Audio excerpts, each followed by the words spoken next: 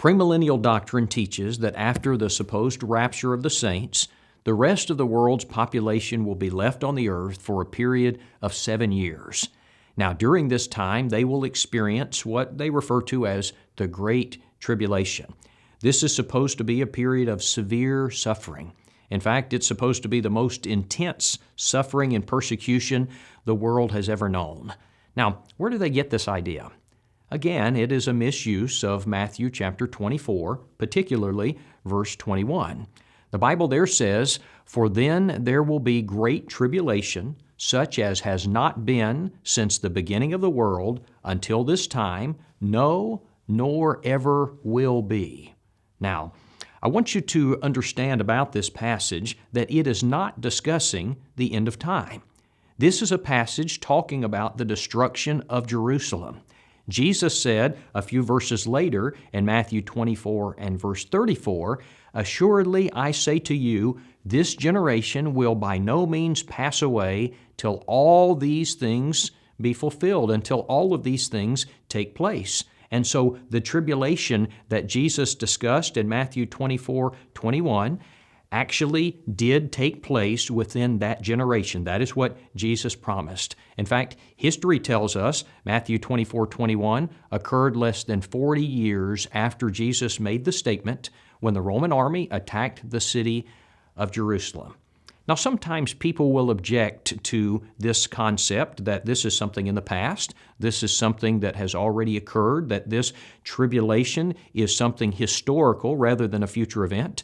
And their objection will be on the basis that the text says that this tribulation would be the worst tribulation the world had ever seen or ever would see.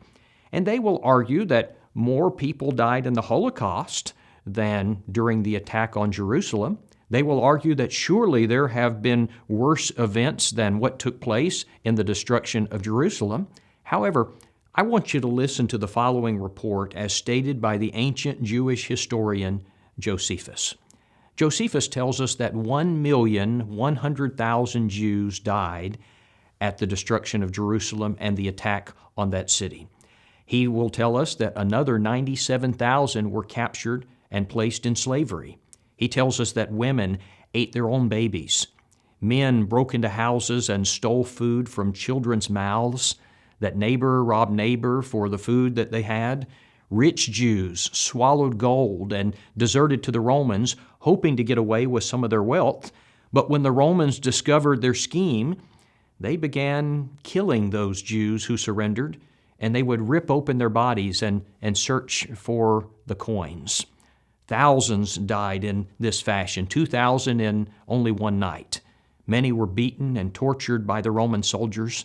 Thousands were crucified in various bodily positions as jokes, as jest. This was done until all of the wood had been used as crosses, and even places to erect crosses were filled. By actual count, 115,880 bodies were carried through one gate in 3 months. There were 600,000 in all thus disposed of. When the bodies could no longer be thrown outside the city, they were stored in large houses within the city. Thousands of the captives were later forced to fight beasts and each other in arenas, and this was for the enjoyment of spectators. Jerusalem was overthrown, and the temple was utterly destroyed. Matthew 24 and verse 2 was literally fulfilled. When the Romans broke into the city, Josephus said, "They slew whomever they found without distinction, and they burned houses and all the people who had fled into them. And when they entered for the sake of plunder, they found whole families of dead persons and houses full of carcasses destroyed by famine. Then they came out with their hands empty. And though they thus pitied the dead, they had not the same emotion for the living, but they killed all they met, whereby they filled the lanes with dead bodies. The whole city ran with blood, insomuch that many things which were burning were extinguished by the blood." Now, friends, what's the point?